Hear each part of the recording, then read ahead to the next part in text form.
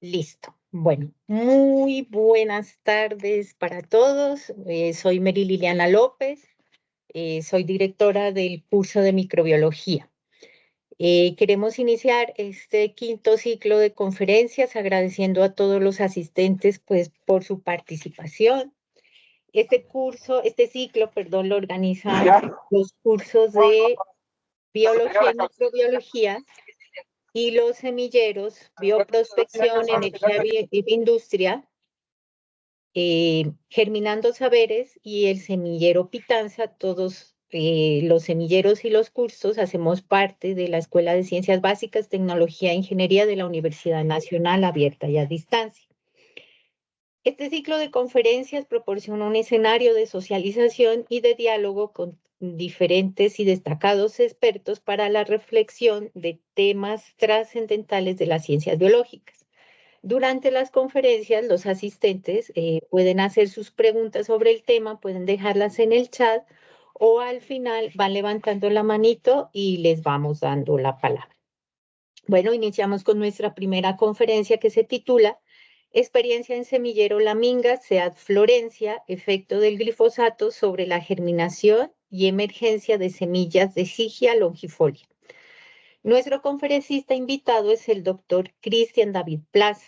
Él es docente catedrático del programa de agronomía de la Escuela de Ciencias Agrarias y Medio Ambiente de nuestra universidad, coordinador de los programas de maestría en educación y doctorado en educación y cultura ambiental de la Universidad de la Amazonía.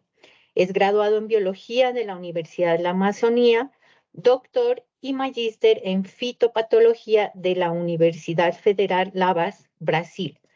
Cuenta con experiencia administrativa en gestión educativa e investigativa en fitoprotección y gestión ambiental de la Amazonía colombiana. Doctor Cristian, bienvenido una vez más. Gracias por aceptar nuestra invitación y tiene la palabra para que inicie con este importante tema. Vale, muchísimas gracias. Por favor, me indican si me están escuchando bien. Perfecto. ¿Sí? Señor. Bueno, pues sí, señor.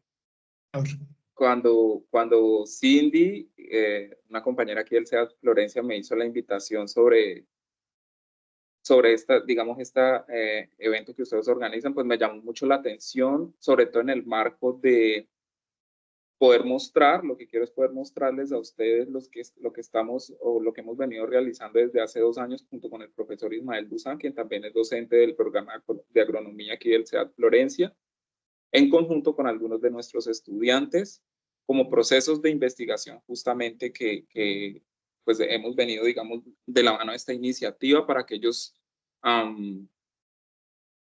digamos, generen competencias relacionadas al componente investigativo.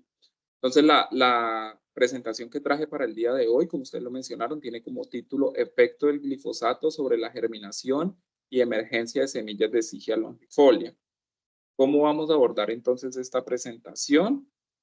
Teniendo en cuenta la plantilla institucional que se nos ha puesto a disposición para este tipo de presentaciones, entonces tendremos una introducción.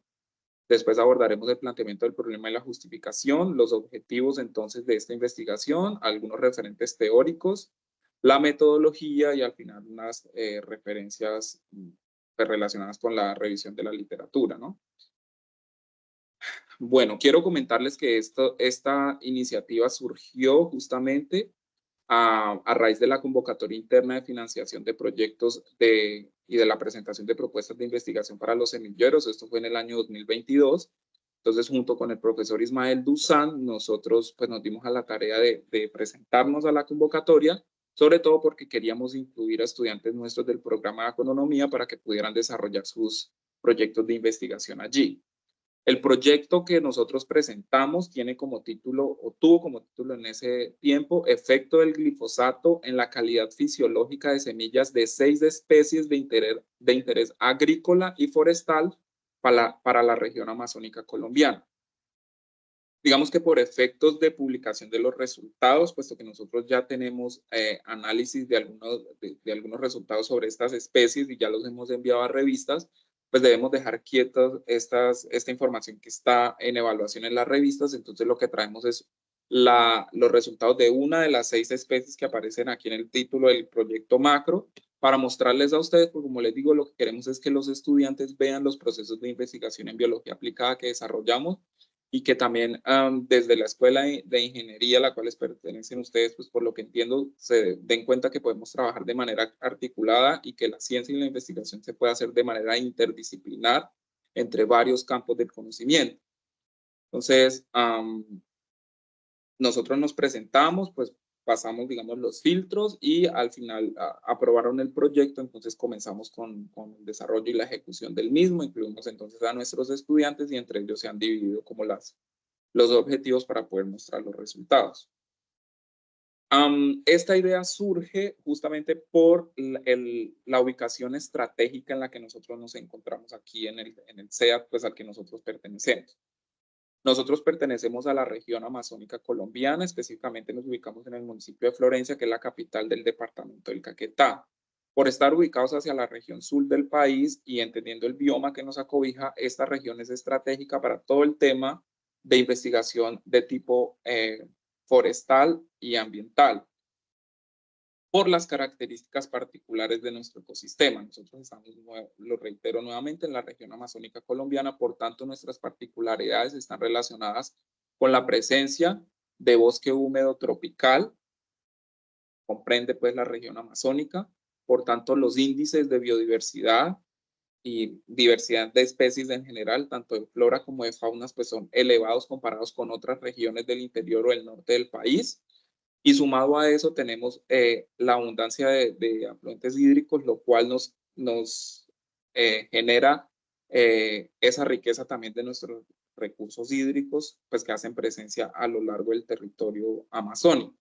En el caso nuestro para Caquetá tenemos unas condiciones específicas de nuestras aguas que vienen de alta montaña, de región de cordillera y descienden a través del piedemonte, que es la región o el lugar en el que se ubica la mayoría de los municipios del Caquetá, tanto Florencia, que está más hacia el centro, como los municipios del norte y los municipios del sur del departamento. Entre tanto, hay un contraste muy grande cuando se habla de riqueza natural y de riqueza ambiental comparado con las variables socioeconómicas, hablando específicamente de la población que está acentuada en estas regiones. Y es que nosotros podemos evidenciar a través de estadísticas del DANE y de algunas organizaciones que se encargan de todo este componente socioeconómico, como por ejemplo la FAO, ustedes conocen, es el órgano de las Naciones Unidas para la Alimentación y la Agricultura. Ella junto con el DANE nos han dado estas estadísticas recientes, las cuales indican que aproximadamente el 61% de la población de nuestro departamento, bueno, de la región amazónica, incluyendo nuestro departamento, vive por debajo de la línea de pobreza, siendo uno de los porcentajes más altos comparados con otras regiones del país. La cobertura educativa llega hasta el 70%, por tanto hay un 30% de la población que no tiene acceso a educación media. Generalmente estas poblaciones o estas personas se encuentran ubicadas en las regiones rurales dispersas a las cuales el acceso a la educación se les complica. 18% de nuestra población sufre o padece un estado de desnutrición crónica. El 85% de los productos consumidos en el departamento son traídos de afuera, o sea, de otras regiones, lo cual agudiza aún más estos problemas de desnutrición, puesto que el costo de los alimentos para nosotros tiende a ser más elevado comparado con regiones productoras. Y sumado a todo este contexto de pobreza multidimensional, el departamento del Caquetá por décadas ha sufrido digamos, problemas de conflicto armado, lo que ha llevado a una estimativa de más de 90,000 personas desplazadas de su territorio que se han movido incluso dentro del departamento como hacia otras regiones para poder huir del conflicto. Entonces, estos contrastes hacen que esta ubicación sea estratégica para desarrollar investigaciones tanto de tipo ambiental como de tipo social y la posibilidad de hacer una articulación entre ellas para entender. ¿Aló? Perdón, que hay algo generando eco. Y la articulación y la posibilidad de hacer investigación que responda justamente a toda esta problemática socioambiental en la que vivimos aquí en nuestro departamento. Entonces, perdón, yo paso la diapositiva. Por favor, me indican si cambió la diapositiva. Sí, señor. ¿Sí? No. Bueno, entonces, sumado a estos conflictos socioambientales y socioeconómicos que les menciono, particularmente el departamento del Caquetá, registra un fenómeno que está asociado con el crecimiento continuo de la plantación de cultivos ilícitos.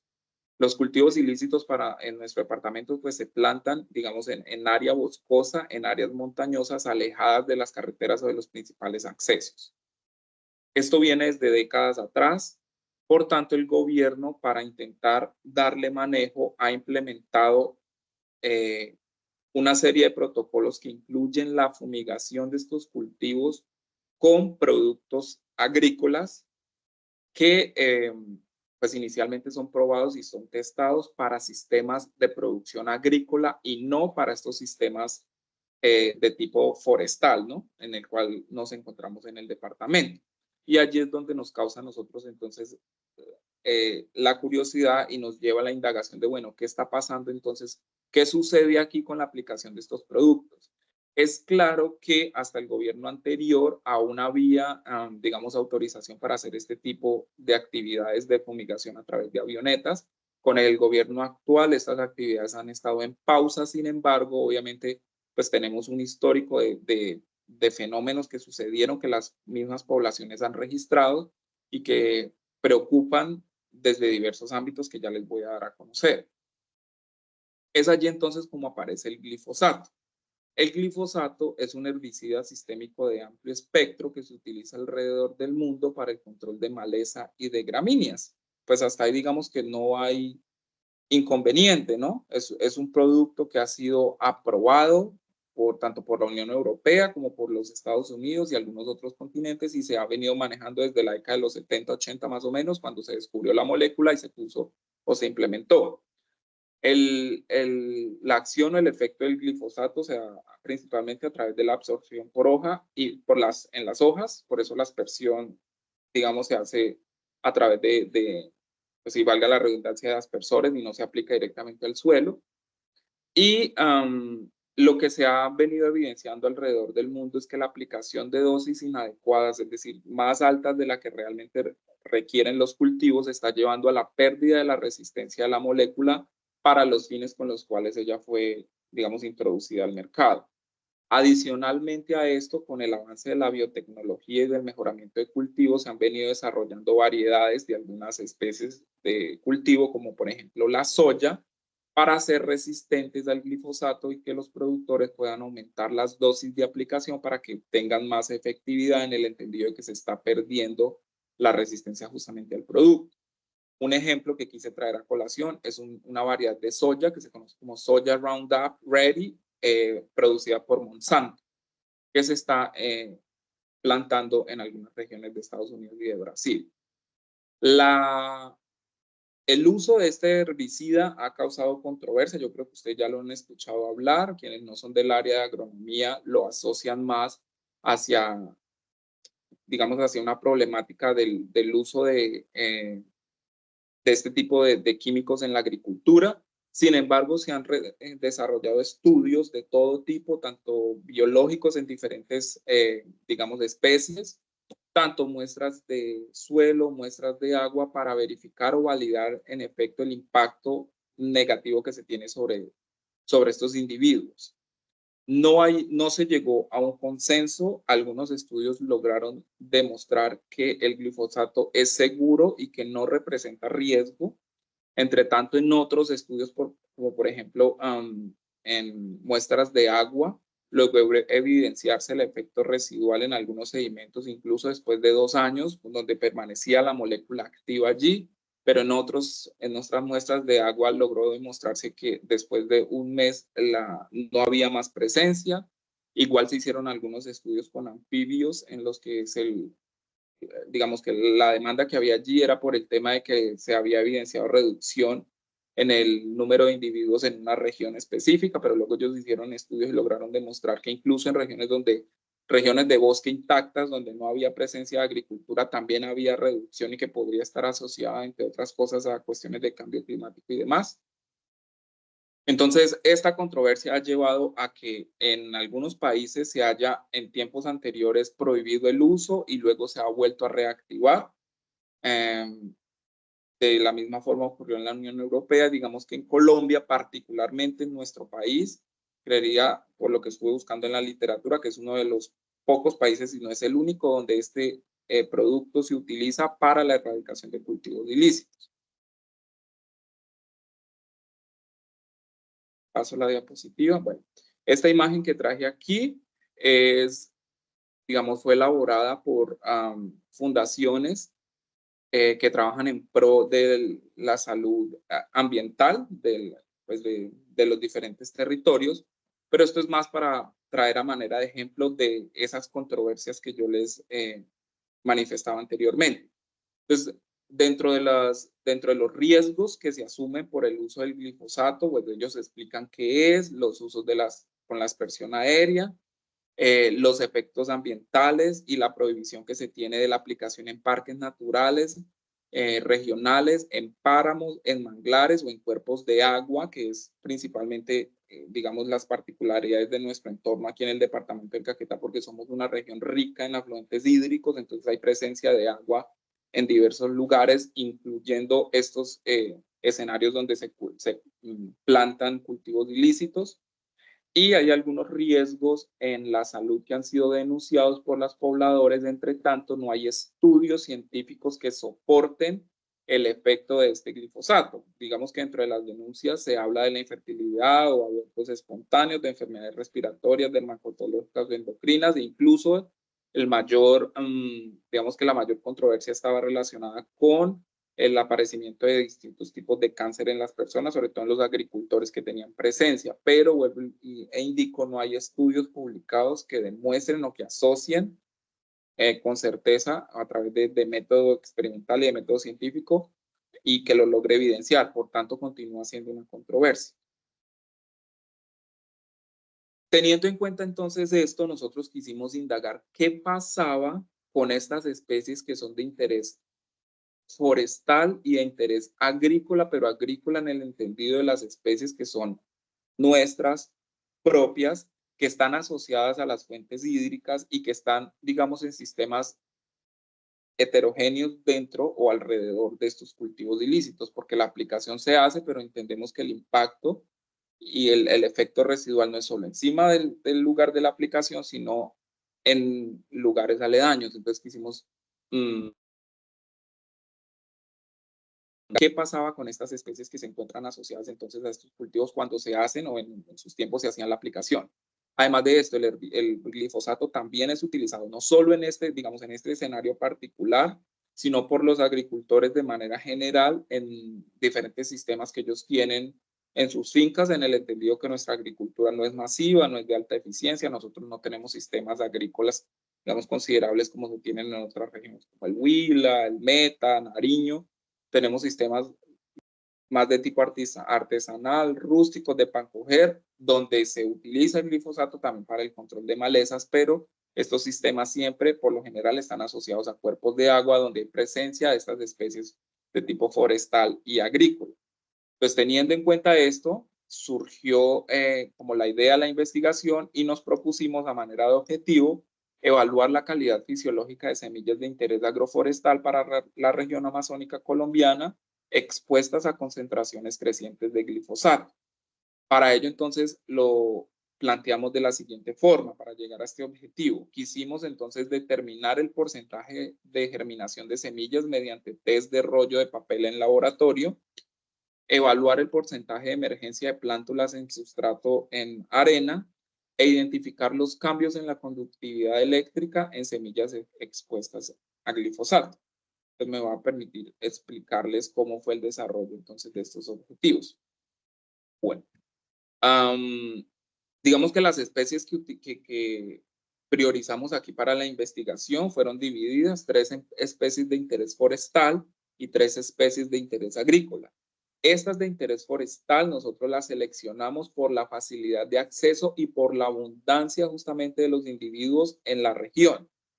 La primera de ellas es la que nosotros conocemos como carbón, que es Sigia longifolia, que justamente lleva el título de esta presentación, que fue, digamos, la primera especie con la que iniciamos la investigación. Hay otra que le llamamos bilibil y una tercera que es el guamo o las guamas, como las llamamos. de las cuales contamos nosotros aquí en el territorio, digamos, con diferentes especies, ¿no? En el caso del carbón y el bilivil, pues es más fácil identificarlo porque ya está definida la especie, pero en el caso de las guamas tenemos diversos tipos. Entonces nosotros seleccionamos una en particular que tiene ciertas características, digamos, en la medida de la vaina de la guama para utilizarla, puesto que necesitábamos semillas que no fueran tan grandes, porque hay una guama que es más extensa, más larga, pero la semilla es muy, muy grande y es de, digamos, difícil manejo en laboratorio, sobre todo. Entonces, esas fueron las tres especies de interés forestal. Nosotros nos vamos a concentrar, digamos, los resultados van a estar relacionados únicamente con carbón, pero lo que quiero es mostrarles como la generalidad del proyecto. Y en relación a las especies de interés agrícola, son especies que son, digamos, autóctonas de la Amazonia y que se están comenzando con los procesos de transformación, justamente para generar productos y darle ese valor agregado para poder comercializarla en otras regiones. Entonces seleccionamos camu camu, copoazú y cocona, obviamente también teniendo en cuenta la posibilidad de acceso a estos frutos que no estuvieran muy distantes de nuestra región para poder hacer la obtención, porque necesitamos un número considerable de semillas y que pudieran estar disponibles en diferentes épocas del año para poder hacer el aprovechamiento y poder desarrollar el experimento. Entonces esas fueron las tres especies de interés agrícola con las cuales trabajamos.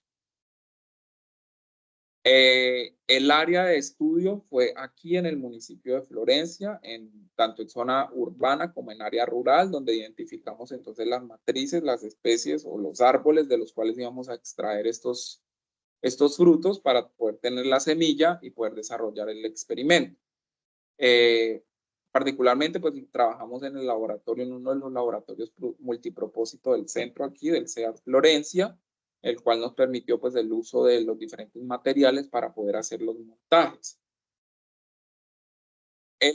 La investigación consistió de 3 experimentos independientes que realizamos. Uno para evaluar la germinación, otro para evaluar la emergencia y otro para evaluar los cambios en la conductividad eléctrica de los exudados de las semillas.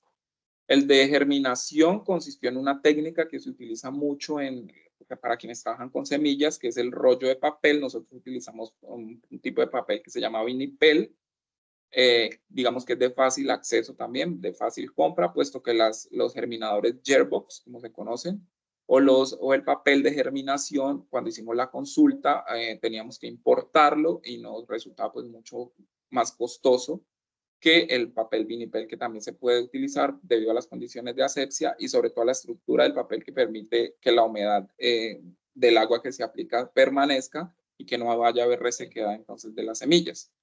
Para la emergencia lo que hicimos fue plantar las semillas en arena, en bandejas que logramos conseguir a través de estas empresas que venden los germinadores. Y la conductividad eléctrica pues se desarrolló en el laboratorio, en beakers, en los cuales se hizo los preparados de las soluciones que ya también les voy a mostrar. Entonces, esos fueron los 3 experimentos que consideramos para realizar la investigación. En relación a las dosis entonces del glifosato, ¿cómo las definimos? Digamos que ya hay un protocolo para este tipo de trabajos con glifosato, recordándoles pues que el glifosato como tal, lo que se conoce como el ingrediente activo, el equivalente ácido, ya viene definido para los productos comerciales en una concentración de 360 gramos por litro de N-fosfonometilglicina, que sería lo que se conoce puntualmente como el glifosato, en mezcla con sales de isopropilamina y algunos otros ingredientes inertes. Entonces, a partir de la concentración comercial recomendada por los fabricantes, que es 360 gramos por litro, hicimos la conversión para unidades de volumen, llevándola entonces a 3.6 gramos por litro, que sería la dosis intermedia, y lo que quisimos fue testar o evaluar dosis por debajo de ella y 2 dosis arriba. Entonces, digamos que a manera de uno de los testigos, utilizamos una dosis cero de glifosato, es decir, agua, el cual nos permitía, este tratamiento nos permitía tener, digamos, evidenciar la viabilidad de las semillas, porque estábamos aplicando únicamente agua, y a partir de allí entonces comenzamos con la el aumento de las dosis de manera equidistante, ¿no? Entonces pasamos de 1.8 a 3.6 a 5.4 y 7.2 gramos por litro del equivalente ácido. Perdón. En relación al diseño experimental, entonces, ¿cómo íbamos a hacer la evaluación para que cumpliéramos con la rigurosidad técnica y sobre todo estadística que nos permitiera después la publicación de estos resultados? Entonces, quisimos abordar también diferentes diseños experimentales, justamente para que los muchachos tuvieran la apropiación y se familiarizaran con este tipo de métodos estadísticos. Para el caso del test de germinación en rollos de papel, utilizamos un diseño completamente al azar. Para el experimento de emergencia, que se utilizaban bandejas de arena, lo llevamos a un diseño de bloques completos al azar y nuevamente diseño completamente al azar para el experimento de conductividad eléctrica. En todos los casos manejamos 4 repeticiones con un número mínimo, con un número, perdón, estándar de 25 semillas para cada una de las repeticiones, lo cual nos lleva a un total de 500 semillas por especie. Al multiplicar el número de especies, es decir, 500 semillas por 6 especies que manejamos dentro del experimento. Perdón.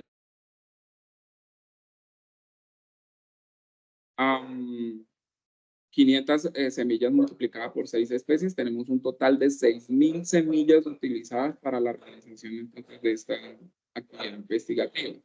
Y adicionalmente el experimento se repitió 2 veces para términos, digamos, de rigurosidad estadística que nos exigen algunas revistas para la publicación. Entonces al final fueron 12.000 semillas.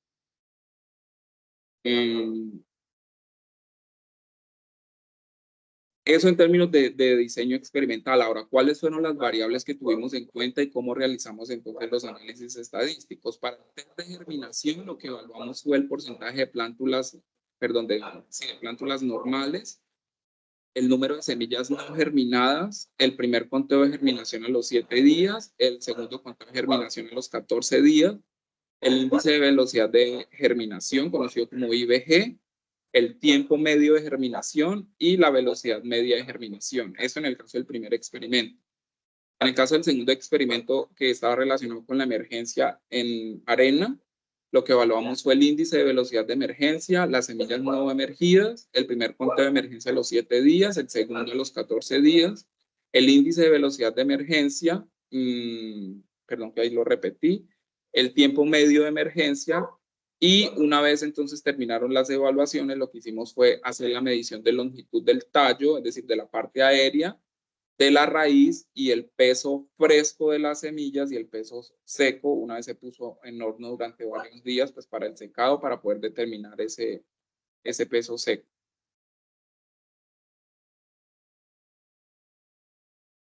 En relación al tercer experimento en el cual evaluamos la conductividad eléctrica, lo que hicimos fue sumergir las semillas durante 30 minutos en los tratamientos, en cada una de las dosis de glifosato que les mostré anteriormente.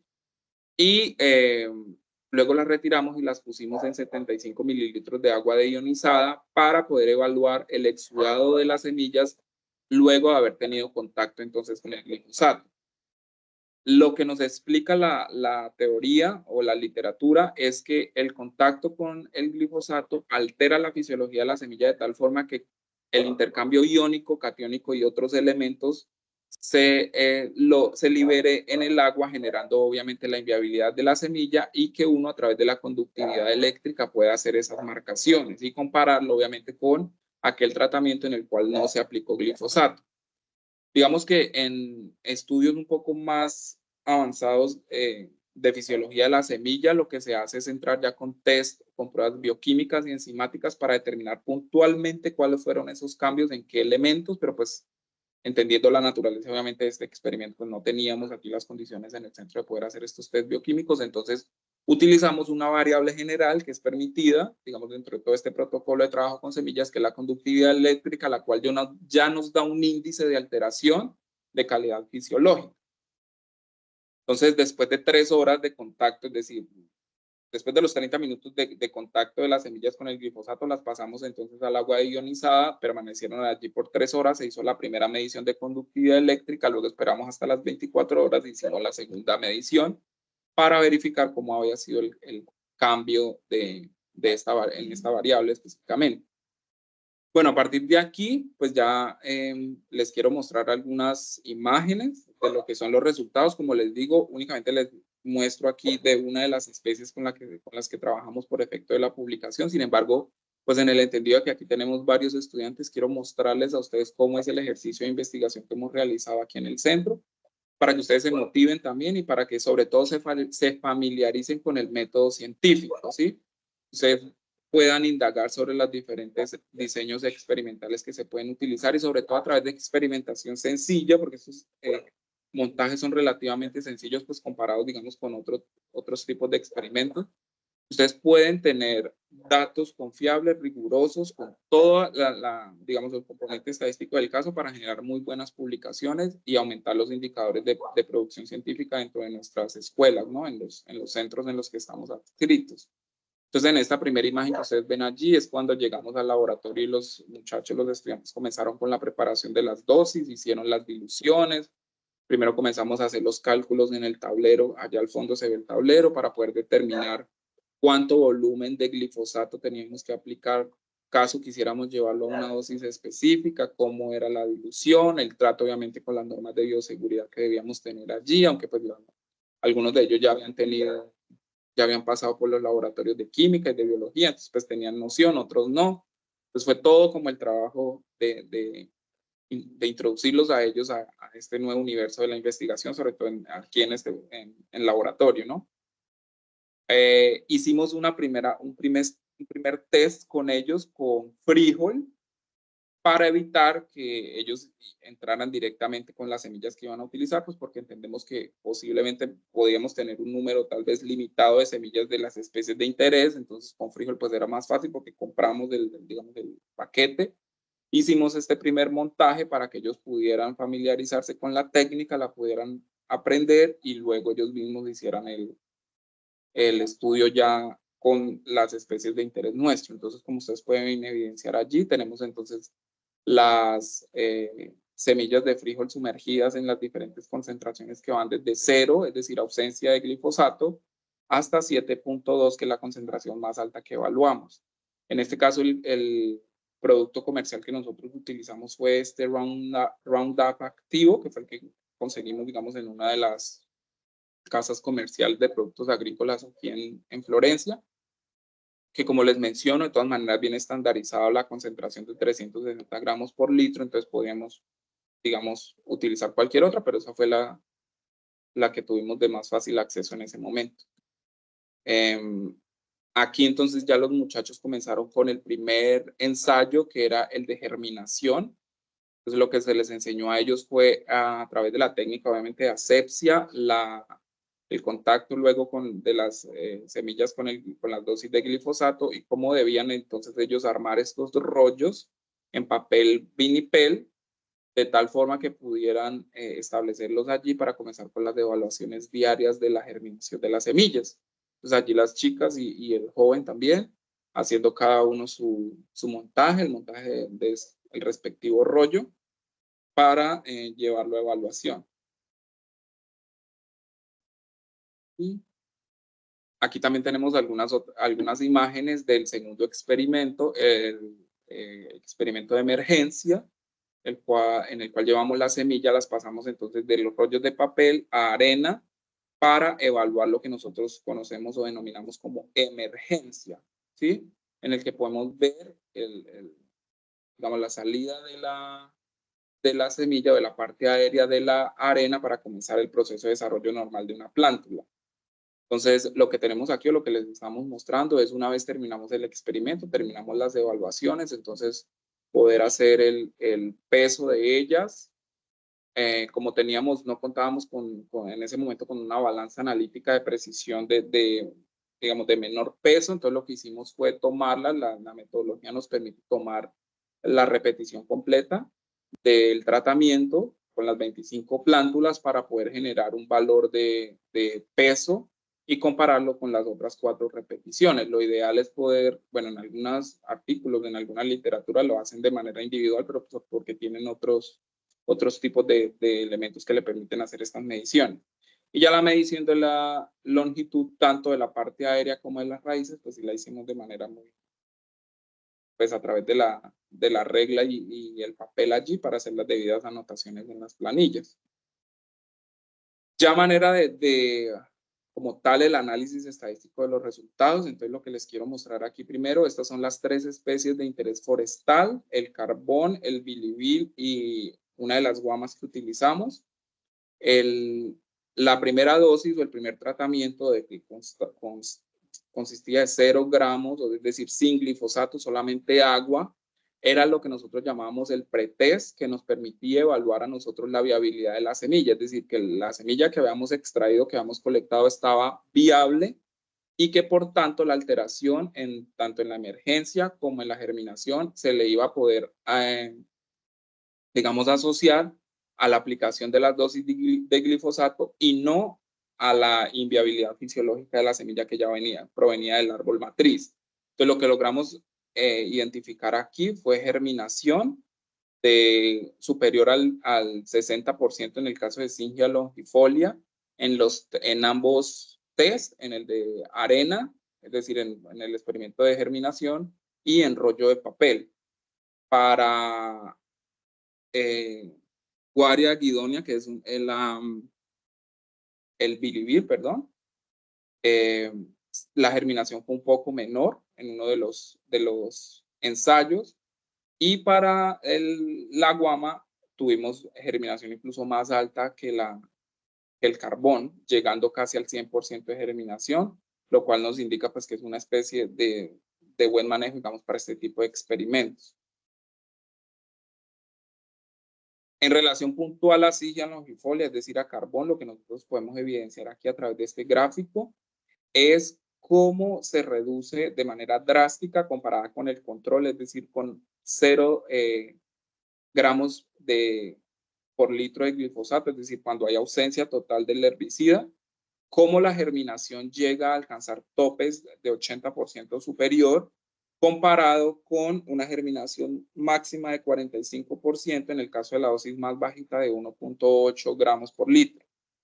Y lo que nosotros podemos evidenciar en esta curva que tiene estos triángulos aquí, que en este caso es la dosis intermediaria de 5 gramos por litro, es que fue la que obtuvo menor germinación a los 14 días. ¿Sí? Entonces lo que nos queda claro aquí es obviamente tenemos, por llamarlo así, 2 grupos. Uno que es el control, en el cual evidenciamos que la germinación ocurre o la viabilidad de la semilla pues era adecuada para el proceso de experimentación que estábamos llevando, y cómo esa germinación cae drásticamente a partir de la aplicación del glifosato para una especie que no es la especie, lo que se conoce como algo, ¿no? Especie objetivo del producto agrícola. De ahí en adelante, pues todas las variables, digamos, estuvieron asociadas a este mismo resultado. Cuando hicimos el porcentaje de germinación, pues lo que nosotros logramos evidenciar es que con el aumento de las dosis de glifosato reducen todas las variables que evaluamos. Al hacer, digamos, aplicar la función allí a la que queríamos que se ajustara, pues la que mayor se ajustó fue la regresión cuadrática, justamente por eso digamos, las curvas que se presentan de esta forma. Y presentamos allí entonces también la ecuación para poder, en caso se quieran determinar una dosis específica, lo podamos realizar a partir de la ecuación que está allí descrita, digamos, en cada uno de los gráficos. ¿Para qué se hace esto? Para poder determinar lo que nosotros llamamos de curvas de dosis para, en algunos otros estudios, pues evitar el uso excesivo, el uso inadecuado de este tipo de materiales, ¿no? No es necesario aplicar más de hasta donde llega, digamos, el punto de acción del producto. En relación a la emergencia, este es el experimento que tuvimos en el cual pusimos las semillas a emergir en la arena. Lo que notamos nosotros es aún más drástico la presencia del glifosato en la reducción de la emergencia. ¿Por qué esto? Porque en el rollo de papel la germinación... ¿Aló? Además estoy cuidando al zángano este de mi hijo. ¿Hola? La verdad que me pega aquí en el corazón. Ya, qué pena. Se abrió un No, micrófono, qué pena. tranquilo. En el experimento de emergencia, lo que pudimos notar nosotros es que en todos los tratamientos, comenzando por el 1.8, no superaron el 10% de emergencia al tener contacto de las semillas con el glifosato. Digamos que era esperado, obviamente, pues teniendo en cuenta los valores iniciales de germinación, pero aquí queda aún más notorio, más marcado, porque en el experimento en rollos de papel de germinación, digamos que se hacen conteos iniciales y por la presencia de agua y de las condiciones del rollo de papel es posible nosotros hacer una medición, digamos, mayor de las estructuras. Pero ya cuando uno las lleva a arena, donde la semilla necesita de fuerza para poder emerger y para poderse mantener y comenzar el desarrollo vegetativo, sí se nota entonces el efecto del glifosato que inviabiliza la fisiología de la semilla y de una vez causa lo que se conoce como tombamiento, un tumbe de la semilla, por tanto no se desarrolla. En relación a las variables que fueron evaluadas también para el experimento con emergencia, que están relacionadas con el porcentaje de emergencia, la emergencia o los conteos a los 12 días, pues fueron obviamente proporcionales, que son estas dos curvas que ustedes ven hacia abajo a medida que aumentan las dosis, y esta curva, que es la única que aumenta, es el número de semillas no germinadas, lo cual pues es obviamente evidente porque, digamos, es contrastante, digamos, con los datos que estamos evaluando allí, ¿no? Si no emergen, por tanto, la variable contraria, pues va a ser este resultado, ¿no? Ahí se tiene la función cuadrática, entonces inversa. Y en relación al índice de velocidad de emergencia, pues también va reduciendo a medida que aumenta las dosis de glifosato. También es proporcional entonces a la longitud, obviamente, de la parte aérea de la semilla, de lo que se logra evaluar allí o medir. Y en esta plancha, lo que nosotros hicimos fue mostrar de manera gráfica cómo es el impacto, pues porque visualmente es más fácil de entender, ¿no? Como ustedes pueden ver, con 0 dosis de glifosato, es decir, únicamente con agua, el desarrollo de la plántula se lleva a cabo de manera normal. Ustedes pueden ver el desarrollo de la raíz y el desarrollo de la parte aérea. Y a partir de la primera dosis de glifosato, hay una reducción de prácticamente la mitad, en la cual comienza a desarrollarse la raíz, pero si uno continúa los días de evaluación, ella también va a morir, y a partir de allí, pues ustedes ven que al llegar a la dosis más alta ni siquiera se desarrolla, no ocurre nada con la raíz. Estos son los resultados preliminares para Sigia longifolia. Lo que nos menciona la literatura es que no se puede generalizar el efecto de glifosato en especies forestales porque hay algunas de ellas que tienen alta resistencia al producto. Y de hecho nosotros lo pudimos evidenciar cuando hicimos la comparación con Bilivil. Para Bilivil no hubo diferencia significativa en estas variables que evaluamos con el aumento de las dosis de glifosato. Ellas terminaron común y corriente. Entre tanto, el Bilivil, que son las bolitas anaranjadas que les mostraba al principio, lo que logramos evidenciar es que ellas tienen una capa, una película lipídica de grasa que les permite la protección para evitar la pérdida de agua. Y posiblemente esa sarcotesta, como se llama, genere algún tipo de protección contra, pues que le permite, digamos, tolerar más fácil las concentraciones de glifosato porque es muy contrastante. Esta es una de las más susceptibles a la presencia comparado con el Bilivil, donde no ocurre con cualquiera de las dosis y se germina de la misma forma. Sin embargo, como les dije, no se los muestro por efectos que, digamos, estos análisis ya fueron enviados a una revista y estamos esperando que nos den respuesta. Y algunas de las referencias bibliográficas que tenemos aquí, sobre la cual soportamos entonces, digamos, los análisis que tenemos hasta el momento. Y pues era eso lo que les quería mostrar. Muchísimas gracias. Ya me indicarán ustedes si tienen alguna pregunta. Muchísimas gracias, doctor Cristian. Muy interesante el tema. Vamos a revisar el chat o de pronto si tienen preguntas nuestros estudiantes, por favor levanten la manito para que puedan abrir sus micrófonos y hagan sus preguntas. Chicos. Arcesio. Hola, profe, buenas noches. Buenas noches, Buenas noches. Arcesio. Bueno, no te entendí un poquito por ahí cuando hablabas que el glifosato ayudaba para algo de las semillas. No te entendí que como que inhibía o no sé qué las semillas. Perdón. No te entendí que digamos como aumentaba algo sobre las semillas, ¿no? Esa partecita no la entendí por ahí en la exposición. No es que el glifosato es como un veneno que mata, digamos, las semillas, pero tú me diste a entender como que aumenta como la producción. No sé si estoy equivocado. Bueno, tal vez, hola Arcesio, buenas noches. Buenas noches. Lo que sucede es que como estábamos comparando el efecto del glifosato en diferentes especies, a lo que yo me refería es que logramos evidenciar. Esta de Sigia longifolia de carbón fue una de las más, digamos, contrastantes en el sentido de que se logra evidenciar el efecto a medida que aumentan las dosis de glifosato y una vez la germinación y la emergencia caen drásticamente.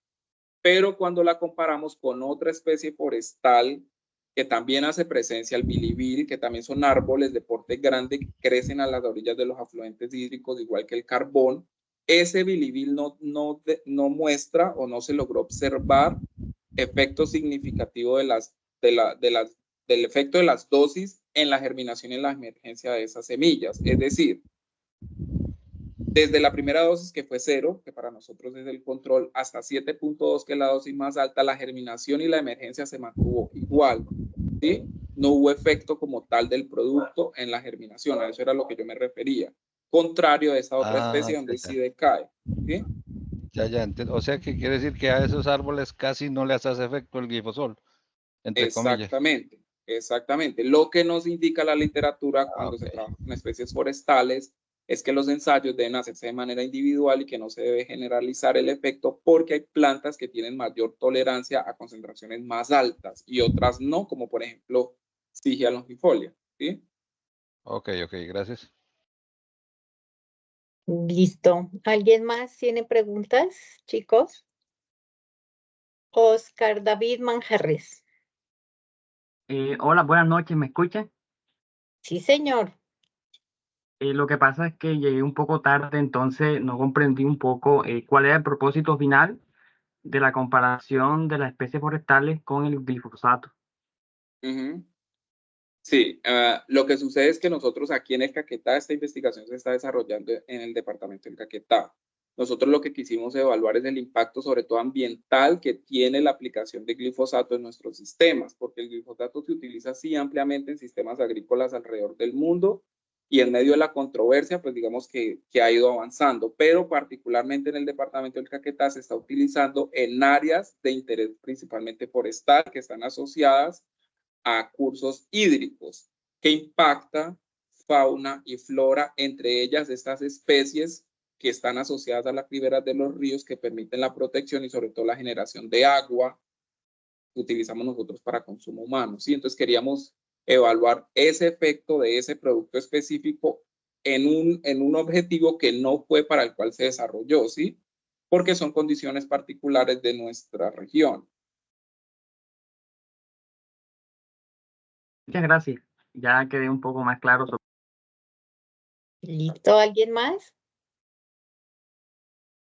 Profe Alejandra. Hola, buenas noches, Cristian, muchas gracias, profe Mary, muchas gracias, profe Cindy. Yo tengo una pregunta y creo que también es un poco informativa para los estudiantes. Quería saber la metodología que tú hablabas al inicio sobre que había cierta residualidad de glifosato en agua y en suelo. Entonces, pues sería chévere que nos comentaras un poco sobre cuál es esa metodología que se utiliza para medir la residualidad y hasta qué punto se puede decir que hay un residuo de glifosato que puede llegar a ser perjudicial para la salud.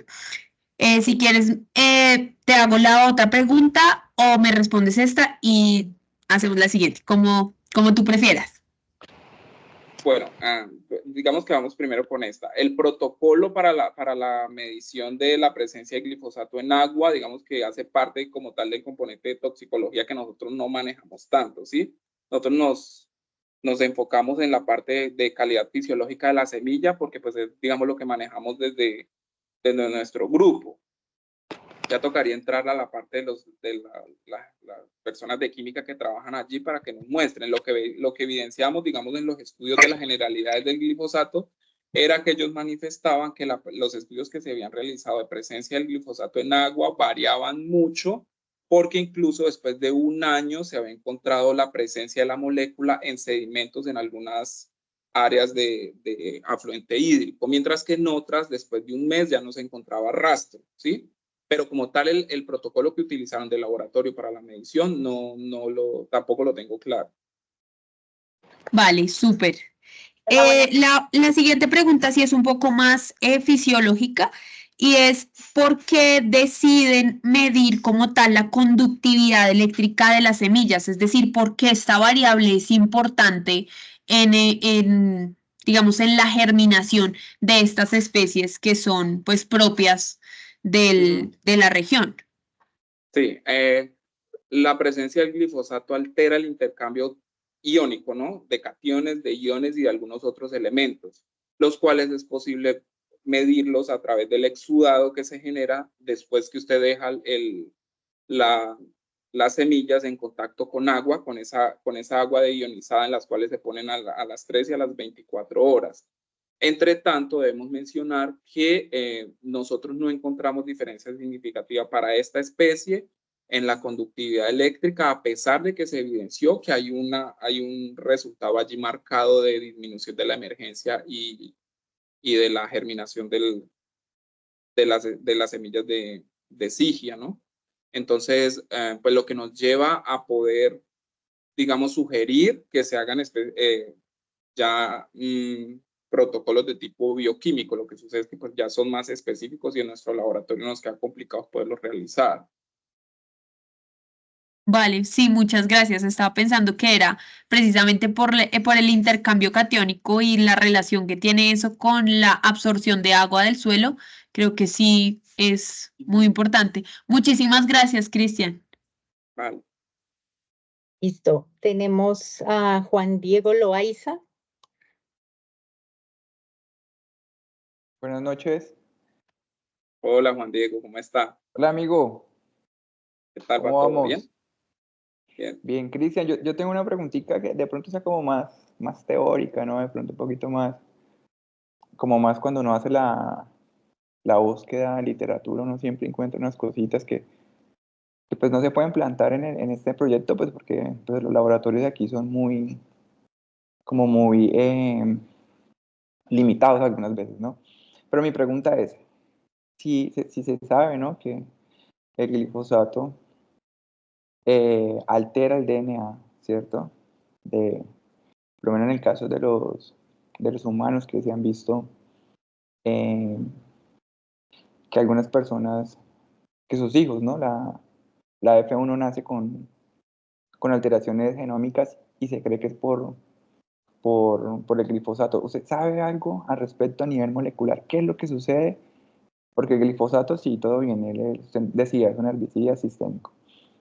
Pero, ¿qué se sabe a nivel humano de pronto? Que de pronto se haya encontrado un datico por ahí o algo así. Bueno, esa es mi pregunta, gracias.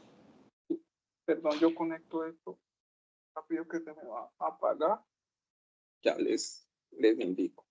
Profe, una preguntita rapidito. ¿Aló? Hola, profe. Noche, una preguntita, es que se me va a apagar el celular.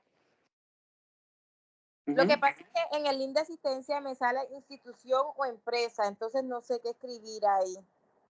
UNAD, Ana, UNAD. Solo así, UNAD. Sí, porfa, preguntas relacionadas con la conferencia, si son tan amables. Así es muy amable, qué pena. Bueno, Juan Diego, digamos que dentro de la revisión de literatura que hicimos para el tema como tal de impacto en la salud humana, las publicaciones o las investigaciones que se han realizado son más cuidadosas.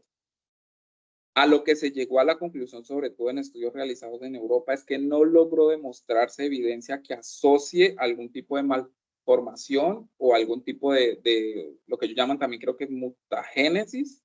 Yo, esa no es mi área, pero esa era como la palabra que encontraba allí, relacionada con la presencia del producto, digamos, en el cuerpo humano. Las denuncias sí están alrededor del mundo, porque no solamente aquí en el Caquetá, sino en todas partes, en Europa, en Asia, en Estados Unidos, donde personas que han tenido contacto prolongado con este tipo de productos desarrollan alteraciones y sobre todo tipos de cáncer, que fue la principal denuncia que se hizo y por lo cual se establecieron estudios por muchos años. Digamos que hay dentro de las teorías que uno podría llegar a mencionar, pues es obviamente el impacto comercial que tiene este producto que ha sido difundido alrededor del mundo y pues supone uno que muchos de esos laboratorios no quieren llevarlo hacia resultados contundentes en relación a eso porque tendría que pararse definitivamente la implementación y el uso del producto. Pero sí hay denuncias de todo tipo, no solamente en salud humana, sino como les mencionaba, en muestras de agua, en anfibios, en reptiles, en vegetación, en suelo, de todo tipo. Pero hasta ahora no hay estudios contundentes que logren asociar y por tanto pues se permite el uso y se continúa. Digamos que un beneficio, una ventaja que tuvimos nosotros para nuestras regiones es que el gobierno actual pues no permite o no autoriza la aplicación, pero gobiernos anteriores pues sí se hizo y se tuvo incluso denuncias aquí, pero pues eso no trasciende, ¿no? Para poder llevarlo, digamos, a otras escalas. Igual, la intención nuestra, pues no era, digamos, llevarlo por ese asunto, sino hacer investigación aplicada justamente. Y como les mencionaba, era un trabajo más o una actividad más de tipo investigativo a través de experimentación simple, de fácil manipulación, para que los muchachos adoptaran y se familiarizaran con el método científico, todas, digamos, las disciplinas que ellos cursan a lo largo de sus programas de formación y que lograron evidenciar lo que ellos mismos lo hicieran en el laboratorio o parte de eso que lo pudieron desarrollar ellos en sus casas. Entonces, pues ese era el ejercicio que queríamos hacer.